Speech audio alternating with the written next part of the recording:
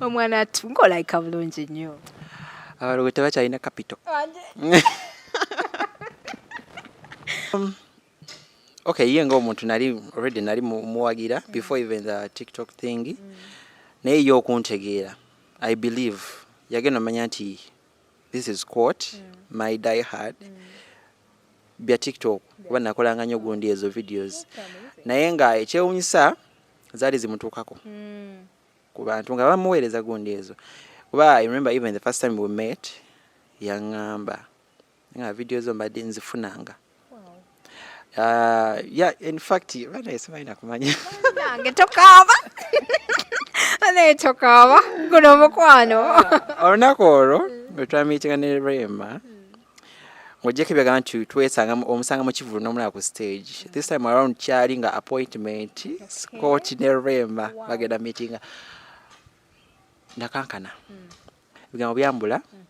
Na omanyi beera n'omuntu ng'omuli kumpi naye nga tokikiriza nti oli naye. Olunaku olwo bane olugoye lwe nalimu Sanaaba kuba akawo kansigalako. Nanabankeera olwo olugoye esaati gye nalimu. Trust me nagikipinga for a week. Esaati gye wali mu Rema gye yakuhagingiramu tewanaaba. Nagikuumire wiiki nnamba nga sijooza.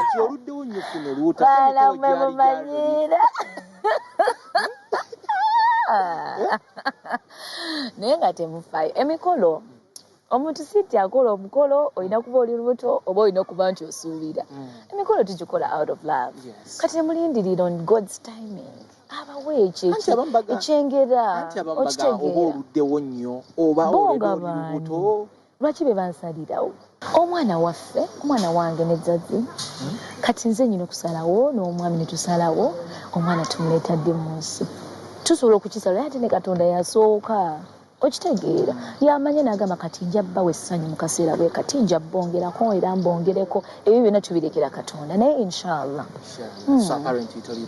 inshallah kyensobola okugamba still twavayo wano kati kalaka ntukola list yamukwaba abakyala abasinga okuba nti no abafunye music industry gwanga Uganda. Okay, bannange abalungi abatulaba wano wenyini ku HK Media amanya n'eddoboozi yenze Hadija Kigozo kutusaako ebyo byayagala olaba ngenda mbayitamuko abaana battu olwaleero gwendirayo Roni njagala obamuliseeko njagala bamulabe bulungi omulabye mukuleetedde olwaleero tulina bingi nnyo ebyokugira ebyokunyumyako kuba ku TikTok alina character eri very dangerous eri deadire nange kennyini sigirabangako mpozi ate nga sinaba kubeera nga mbongerayo mbajukiza nti Speed Express Tours and Travels company yokka yakakasibwa okubeera nga esaabaza abantu okuva mu buli kitundu ky'eggwanga yekutuusaako sheeno mpozi ate ne baganda baffe aba Roast Coffee Academy. Scott nsese kulaba Zasinze. Njagala mmaleko sheno yonna nga ndi mu nseko njereere. Okitegeere engeri gye njagala ennyo okuseka. Njagala okumalako eno show nga ndi mu nseko njereere. Era ogenda seka. Omwana ngolayika bulungi nnyo. Abalogo tebakyalina capital. Abalogo tebakyalina capital. Tebakyamulina. Katonda yabateekako ejjinja eddene. Okitegeera. Yeah. Yendabika eno gye ndabako. Bulungi. Okay. All right. So kati abakulaba essaawa eno tuli live ku HK Media. Ensanyusa nnyo okubeera nti wakkiriza invitation yange nongamba Hadija ngenda kubaawo olunaku olwaleero. I'm super excited. Amannya go amatuufu like tunyonyoleko ku mannya go amatuufu. Amannya gange amatuufu nze Lubowa Regan Scott Steven. Yeah. Yeah. Nelya Scott nalyo kweriri. Kweriri. Bade banyiti no it's just a brand name swag y'abalenzi. Sikwetuuma lyange nalyo. Wow. Okay. So kati tutandikiddewa simanyi na wa kutandikira. Naye nga kyolina okumanya oyugumya TikTok. Yegwa omu ku ba legends aba TikTok nzinganzi kigozi bendaba. Omuntu gwenkera ku macha ne scrolling abwenti nenkola search nenteekamu nti Scott Uganda. Nengenda nentandika okulabira ddala ku ka video okuva eno gye watandikira paka gye wakola ki gye wamalira. Ekintu kino kikoze oti okikwasaganyiza oti ekya TikTok. TikTok era nga bulijjo wetuba nga tukikwasaganya just kubanga ojiwa obudde n'oba nga oteekayo content omulungi ate content gwoba oteekayo ekintu ekyo ky'owulira ekikunyumira ya ng'oggyeko gamba nti omuntu ayinza oteekayo ekintu olw'okuba ali influenced by some other person naye oba okoze ekintu nga kikunyumira trust me oba naye kenyini kiba kikunyumira kyoba olaba ekyo. Alright, so kati nga tetunaba kubeera nga tutuuka ku TikTok Bambi, mpaako ka brief background about yourself. Gwe ng'omuntu twagala tukumanye munnange tubeere nga tulaba omuntu wali eri atukolera TikTok nga mutuufu ddala tumumanyi gy'aviira gy'abeera n'ebimukwatako ebitonotono. Scott ava mu family eya single mom. Mama waffe yatuzaala tuli abaana 6 era nga nzadde asembayo. Yeah. Sina kyejo. Tuli abalenzi 4, abawala bali 2. Era mbatumirako baganda bange ne mama wange omukyala Nannyonjo Sarah. Mwebaza nti ebbanga lyonna kuva kitaffe tuva ku maaso atubeereddewo ng'omuzadde yenna wanabeererawo. Tubeereddewo emyaka kati 2 atukozizza atwambazizza. Wow, that's so amazing. You sound like a mom's boy. Kind of, but sinyo lwakuba nti mami wange mwagala nnyo. Era aba boys batera okuba nga baagala nnyo bamami baabwe ne ba sisters baabwe. Nnyo. Njaga nnyo mami wange ne ba sister bange. Okay, so kati tutandikiddewa. Oli actor, naturally oli actor. Oba it is just an inborn thing, like chikuli mu musaayi. Ekyo acting kindimu kuva buto ne masomero nga tu I act. Kindimu nakula nakyo. Wakula nakyo. Naye bannange, mwana gwe nze ngenda ne ntunuulira TikTok yo. Nensigala nga nkwewuunya. Gwe teweewuunya? Okwata okwewuunya bati. Naddala eno karakita y'abawala ogizannya bulungi. Ze seewuunya. Kuba nze kati ekyo kye mba mpulira nti kyenjagala. Bwe najoyininga TikTok, karakita yo yali teriiko. Mu biseera bye nagijoyiningiramu. Yali teriiko. Maybe eyinza okuba nga yaliko abaana nga baaliko naye nga baali batya. Okubeera nga so nze nengireeta ate bwe nagireeta ng'asaaga. Nti kama mbaya ni mbaya oba ali walubaluba Katonda ngireese ne beesootinga bulungi. Era gundi ups and downs ezibulamu. Negative comments ezo energy ziba zijja, but again obanga ekintu kyoliko okyagala, you just keep pushing. Nengiremerako mpaka abakyala n'abasajja ba TikTok we bakivaako ne bakyembracinga kati. Ne bakitegeera ne bagamba nti kati yono Scott. Era ebiseera engezaako nenga nti kati kankolenga oba gundi nga oba kankole ekyomusajja. Era bangamba gweyovaayo. Tonyumirayo. Tonyumirayo dda ojo olina obbeera. So ekyo nakyo nensanyukira nti baatuuka eseera ne bakyembracinga ne bakikkiriza. That's so nice. Okay, so kati ojoininga ddi? Oyingirawo ddi ku kitimba kino gaggadde? TikTok na joininga lockdown yasooka. Bwe baatuggalira awo nga manyi omuntu amanyirira okuva ekanaku okera n'ogenda n'okola ne tuba nga ate tukyakola tolina wogendako bogenda okyayo emikwano gyo. Emikwano gyange ekisinga wakulinyira taxi nga 2 ne boda emu n'otuuka kati nga ekyokola tolina kubeera waka. So idea ya TikTok oyagiraawo though nali njiwulira ate nali sijaagala in the first place, nali sijaagala naye lockdown yampushinga okugijoyininga. Nenjoyininga bwetyo mpola mpola. Nekikwatayo kyekola. Okay, so kati wajoyiningira TikTok mu kugijoyininga wano wagijoyininga olowooze kutwalawa nga just ojoyininga bujoyiniza olw'okuba abalala bakola just for fun? No, nagijoyininga kumalirako budde. Wano gijoyininga nasooka nagiyigira ku muntu yali neighbor wange yajinjigiriza. Sinali simanyi just nga ndaba bulabi TikTok ninga bakati babikola batya. Kuba nasooka ne before nga sinaba namuga ajinjigiriza nali natadde mu app nali nakiteeka mu ndowooza ennaku nga 2 emabega naye ng'embuzaabuziza nga sibitegeera kati neighbour wange ne mmubuuza kati ne neighbour wange naye ate alina gwe yakubira mukwano gwe gw'amanyi yali agiriko n'amubuuza nenkola ki nangamba okwera bwoti n'ogenda wali gundi n'okozesa sawundi then n'olyoka opostinga nange nenkitandika bwe ntyo naye nga nagijoininga nti kumala budde kubeera nga siri board mbeere nga n'ekintu ekinfuula bize waka kuba byali byakuzuukuka senya amannyo lya weebaki wetwali naye nga olina ekintu neetaaga ekintu ekitandowoozesa nnyo bintu bingi kuba abantu bangi they were affected mentally bantu balumizibwa nnyo lockdown eyo so I had to funa ekintu ekinfuula bize nemeko nziba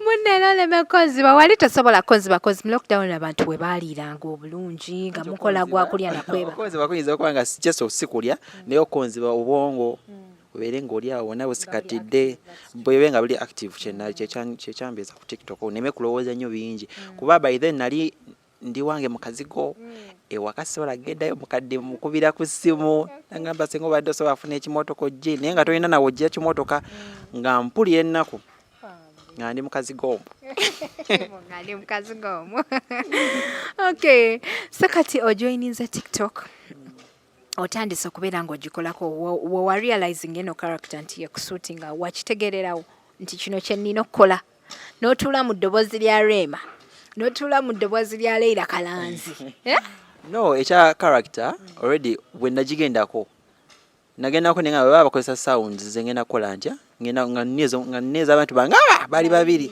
Namakula ne Kachapizo nga nze video wawe njo tekangayo nga bwenziramu so nagenda ogenda nga already character yange mmanyi wengendo ogikola ki wogendo gikolera era we natuuka unawola first video yasooka yali ya Rema Namakula soko onkoleremu nga we wakola soko onkoleremuko ku challenge ya Rema yali etya gundi ejo nakola yali bali bawangudde award ne B2C oba yali ya Galaxy oba yali yaki gutujja then kati engeri yali yeyanjulamu naga yagamba aja Rema Namakula sebunya naseka ejo nasooka okukola neehitinga ne bajagala ne keeping on nga ntekayo endala netekayo n'endala era yali ku graduation ya manager Kayemba nga mwebaza netekayo akakachapizaawo nga azze okusaba omulimu aka house girl nze simanyirwa simanyirwa bakama bangi nekatekayo akateko nekakikuba kagenda buli wamu nakati katatambula. That's so nice. Rema ono muwulizaako tuwuliziganyiza twewuliza amanyiganira ku challenges zino zokola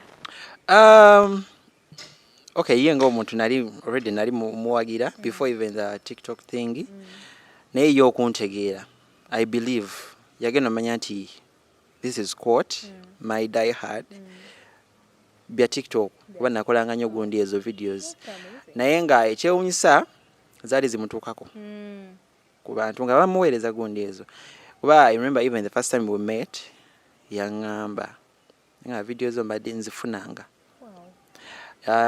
yeah in fact bana esimaina kumanya nange tokaaba ane tokaaba guno mukwano olunaku olwo bwe twamiitinga ne Rema ng'ojjeko ebyagamba nti omusanga mu kivulu n'omulaba ku stage this time around kyali nga appointment Scott ne Rema bagenda meetinga nakankana bigambo byambula omanyi beera n'omuntu ng'omuli kumpi naye nga tokikiriza nti oli naye nenkankana ebigambo nebibula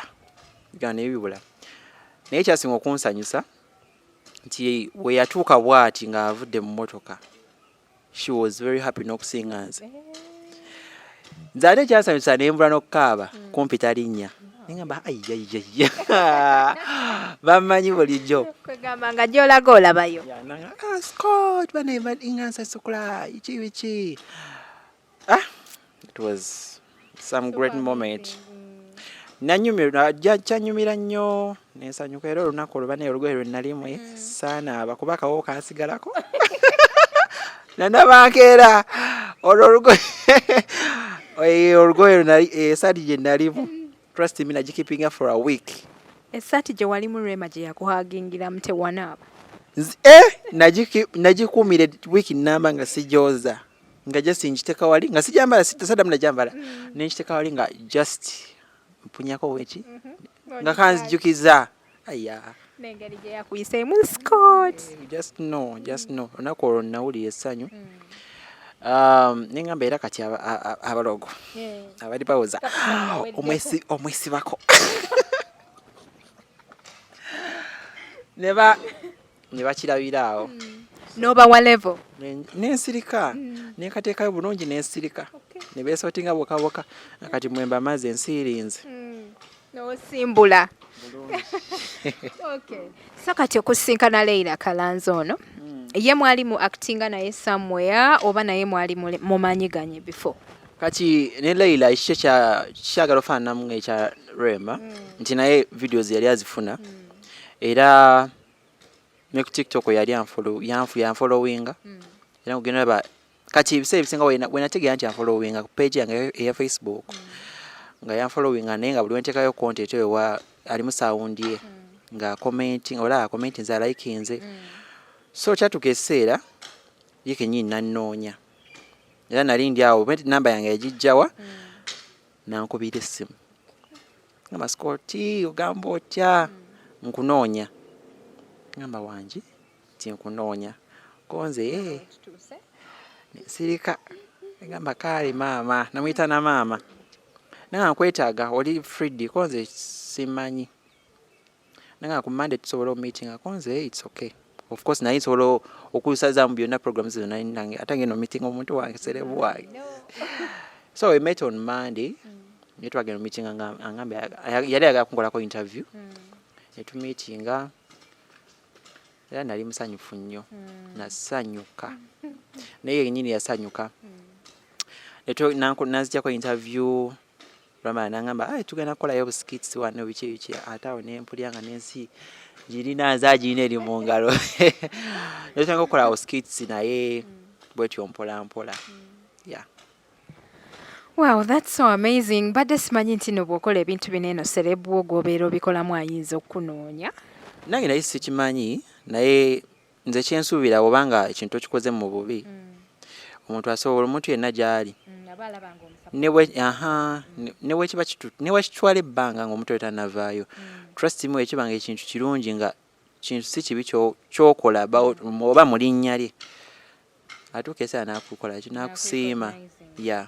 Cause before that nze nalabanganya abantu obanga wematereyo video inaga n'omuntu gweweteekawo takuliiko Rema takuliiko takumanyi nakumanya biki erelele nga nze nsirika era nyongerayo tebyakumalanga mumaanyi sisuubira nti waliyo kuba nze kyenamanya before even TikTok kyenamanya mu nsi muno bw'obanga oli ku kkuba ettuufu anyway kangambe ng'olaba ekintu oli ku kkuba ettuufu oli ne wajja nakudiscouraginga tokiwa matu kitegeera kati nze ndi muntu nnyo wa positive vibes saagala nnyo bintu kintu kyenagamba bulamu ye stress ebyo ebintu ebindeetera stress saagala so nze omuntu newooleta negativity oba n'oginteekako era nkulekawo awo nayo asikuze namu kuba TikTok wetwajoyininga batuvumye nakati bakyatuvuma nakati bakyatuvuma naye ekyo kyonna nagamba tisijja vaayo mbu omuntu anjogeddeko anvumye kino mbw ate muddemu first of all namanya nti wookikola koteekiwo ng'omuntu aba akyuka obanga oli ku TikTok kontenti aba akyuka ti atandika ng'oli mu character yogamba nti ojidde mu Namakula oba kacapizo notandika ate ate otaddewo character endala of which nze nakiraba nga sijja kukyusa content wange just because of someone's negativity yeah. Wow, that's so amazing. Bannange olwaleero ndina Scott ono. Scott ono ansanyusa nnyo nange. Ansanyusa nnyo so nagambye kamubaleetereko. So gwe wenaali yatulengera tuli ku HK Media. Amanya n'eddoboozi yenze Hadija Kigozi. Mbeerawo nnyo okuba nga nkutuusako ebyo beeyagala olaba. Tuli proudly empowered by Speed Express Tours and Travels. Kampani yokka yakakasibwa okubanga esaabaza abantu okuva mu buli kitundu ky'eggwanga. Ate nga bano basangibwawo mu Abu Dhabi ku Electra Street okuliraana ADCB headquarters. Mpozi ate ne mu Dubai we bali nnyo. Opposite Banias Metro, ekizimbe kiyitibwa Dera Tower Room 202. Ate mpozi na wanene Uganda era obasangawo bulambalamba ku Kampala Road, Uganda House B Wing wotusanga ku ground floor. Mpozi ate ne baganda baffe abali e Rwanda office eno ogisangayo bulungi nnyo ku MPS Plaza. Ate nobeera ng'ofuna discount ku visa esinga okubeera ey'amaanyi ennyo. Mpozi ate nga bakolera hotel booking, balina transportation, bakutambuza okujjana eno ne bakutwala e Dubai abagenda ku Hajji ne Umrah namwe babakolako bulambalamba. So mujje mutweyune, services zaffe ziri reliable, ziri usable, ate nga ziri very quick and safe.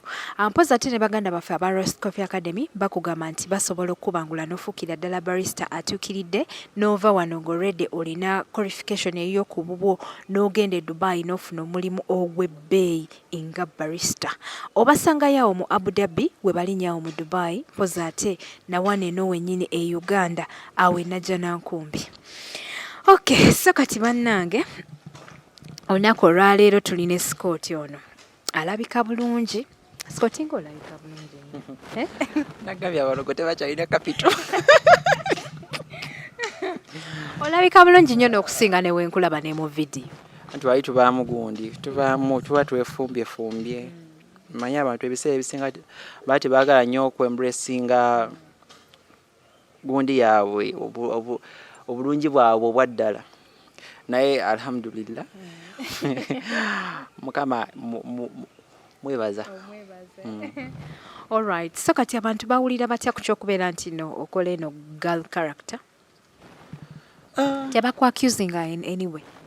Of course bibaawo. Abantu bibaawo ne bakuteekako ekintu. Kale bo abantu bo tebanenya. Baliwo era buli omu alina entegeera eyiye, buli omu alina engeri gy'alowoozaamu. So kati muntu tojja bagana nti kundowooleza nti muna ekimundowoleza temulina kirowooza. Kitegeera. As much as era zibibaawo ogenda bakutaddeko ekintu nti gundi oli bw'oti, lwaki weekoze oti, walako oli bw'oti. Bibaawo byonna era bibaawo nakati bikyajja. Naye regardless we move. Wawulirako abakuyitagge? Ekyo kyafuuka oluyimba lwakuba terunabavaayo mu studio tebanaluta. How do you feel about it? Ebiseera ebisinga nze wemba nga kiringa omuntu okujja okumpita embwa nga sirimbwa tekinnuma. Otegera kati nze omuntu onjogerako ekintu nga sikiri. Social media bwetyo bweri. Ate kati awo wenkugambira nti kati ebiseera ebisinga omuntu aba azze ku social media nakwatakinga aba ayagala abantu abasinga balina experience mu kubeera nti anyway experience eyinza okuba si yakuinsultinga naye nga bwobongo bwabwinayo bukoma nga tebalina experience mu ekyo ekintu nti omuntu ye bw'aba yasalawo okubeera musiru nga ina experience muki mu busiru kati wajja na exercise nga obusiru bwe kuggwe naawe n'obweteekamu trust me obagenda kufa obagenda kuba yo oli kyabalikawo yabakitegeera kati ate gwe abakikuyingizamu nga ate gwe oli amaca kati abyeso nnyo osinga okitegeera n'omulekayo eri naawe n'osigala n'omanya nti kati tulina oluwonka olutwawula olunene kati goli side nze ndi eno. Wow, that's so nice. Okay, so following eno gikumya ote kubeera nti no te flowing down ate nga rising up risings like abantu beeyongera kwagala. Kya following ekyo Katonda yamanyi n'okwagala kw'abantu. Manyi bagamba ekkumi terikyawo okitegeera kati wayinza obbaawo nga waliwo abatayagala Scott naye nga tewaliwo abamwagala okitegeera ate n'ekirala nga gwe die hard kati n'ekirala bantu ba TikTok kisigama nti mu biseera twabeerako twakyakiramu abantu we bakoma okujoininga abantu buli lunaku bajoininga TikTok ate abantu mwaba abajoininga mulimu agamba nti gundi yandeteddwa joininga TikTok era otuuka ku TikTok n'amunoonyezaawo n'amufollowinga oshegeera n'abalawe bati abajja balaba nalaka video ne kamunyumira n'akufollowinga so nze following yange yo simanyi nakumanya just nebaza bwebaza ba followers bange nti byonna byonna ebiriwo oba tetukyateekayo content oba kimu kyasigala mujja nze mbeebaza olw'omutima olw'okwagala okwo era nze mundi wano eva muli wano ku mutima gwange so I don't take my followers for granted ninga Namakula naye tatwerabira Okay, so kati ndabanya abaana ku TikTok okwo nga beerumba ninako gwe nalaba luli nga akutadde ku green screen ng'akuli bubi gwe tofunayo ka abakulumba bakola oti kati TikTok eyo abantu abasinga TikTok ndowooza yeetaaga abantu abalina abagumu oba omutima omunafu tobeera ku TikTok kyenayiga ate TikTok obanga kuba kati n'omuntu abeera akulumbye erudda naye omunenya kitono aba anoonya content we aba bw'atyo oshegeera ate kati obanenya munaye naffe kati fe batya oba fe bikebe ebya langi gwe basena nabo ne beesiiga so kati wabanga wasazeewo okunfunirako following it's okay oshegeera ate mbanji muwadde ku bwereere batagisasulidde avume oshegeera avume n'omulala javume kuba ebiseera ebisinga omuntu waba akuvumye n'akuvuma newoba nga kati nga nze sikoti nga sikyateekayo content erinnya lyange liba likyawulikika baba bakyalibulira kikosi sikoti bamogeddeko amogeddeko noli amogeddeko noli erinnya liba likyakola ki likyatambula so badiya mwongere bongere badziya mwongere nze wendi. That's so amazing. Okay, so kino ekibuzo sinza kuleka TikTok anagenda nga sikimubuuzizza ebizibu byemusisinkana mwe nga ba TikTokers. Mpozi nga tetunatuukawo awo ndabyeko ku nkuŋŋaana z'aba TikTokers sebo gwe tezikukakatako ebiseera ebisinga enkuŋŋaana ezo anyway ndowooza baba balina bategesa babitegese nabaani be baagala bakole ki babeereko ate n'ekirala nze okugenda ewantu nti lukuŋŋaana wabeera okubaawo ensonga ey'amaanyi oshegeera kuba nze ebiseera ebisinga bwe kuba nga si kuziika oba abeewaffe oba simbaga kizibu nnyo okuŋŋamba nti kati sikoti va mu kaziguko jangu tugende mu lukuŋŋaana nga tugenda gyesi kutuulaawo mubeerewo essaawa nga 2 naye nga muvuddewo temwenyeze nakwenyega naye nga mwenna muli mukola TikTok oshegeera ate okuteeka ku ekyo yo spending oshegeera so nze kuŋŋaana zonna mukusooka nagenda nga zaali ndowooza nga 2 bwekyaŋŋambaawo naye nagenda nga ospendinga nnyo ate oba tugeze kukola neŋŋamba kasooke neesonyiwa enkuŋŋaana ajjukira ali muba mweragako gundi azze ne sikooti azze anti kati oba tolina swala bakulaye ng'oli simanga oli ekikomando ng'oli ne banno mwana aguze wali enkoko namba n'oli aguze ennyama n'oli aguze ekyennyanja kati gw'ogula eki ogenda nga omuntu ozeemu n'emitwalo gyo nga 10 n'olyako emitwalo 8 puleeti n'ekyokunywa ndowooza kya mitwalo nga 2 n'osigazaamu ezikuzeewo kyokka nga ezo sente osobola zigula mu shopping y'emmere n'olya wiikisizo nga 2 kati nze nganze omubazi yeebalirira neŋŋamba kati bawo ebintu ebimu bye ngenda okweggyako okwesalako olw'obulungi bwange ekyo n'ekita gwe ng'olina obwongo bungi olowooza eby'abantu babiraba no kuba anyway ffenna twakuzibwa mu nkuza ya njawulo nze manyi gye nnava ndabye nnyo mama wange ng'apatikana oshegeera okupatikana nkulabidde ku mama wange kati bwe ndaba nga ate bwe mba nfunyewo emitwalo 10 oba mu nsawo yange mulimu emitwalo 10 ate obwongo ne buddukira okugenda ozisipendinga fine no kwespendinga nganzi no kulya no kolaki but again wewe ekintu kyolaba nga oba okisusiza kati nganze mama nge yakoze obulungi era nzikwata waki nezimbeera mu nsawo wano nenga oshegera oba nekyo ba tiktokers kye batamanyi bakuliriza nnyo okwagala okweraga n'oku impressinga abantu n'okulaga abantu nti bali relevant ate nga tebannaba kutuuka kweryo ddala ate nekya kyennayiga buno obulamu bw'ofosinga obulamu you end up faking it nti oya gundi ali bwati oba njagala okubeera nga gundi oshegeera no sanga ojasanga abantu abasinga ne babasiba tiktokers abantu abasinga bali mu limelight eno ojasanga 70% kuche bapostinga ku gundi zawe nga it's fake nenga their real life bachano giraga abantu oshegeera ate saga beerawo saga faking obulamu oshegeera kuba mu faking obulamu oba oyina keeping appearance you have to keep appearance and it's very expensive nti bananda babachali kibiki ate uyo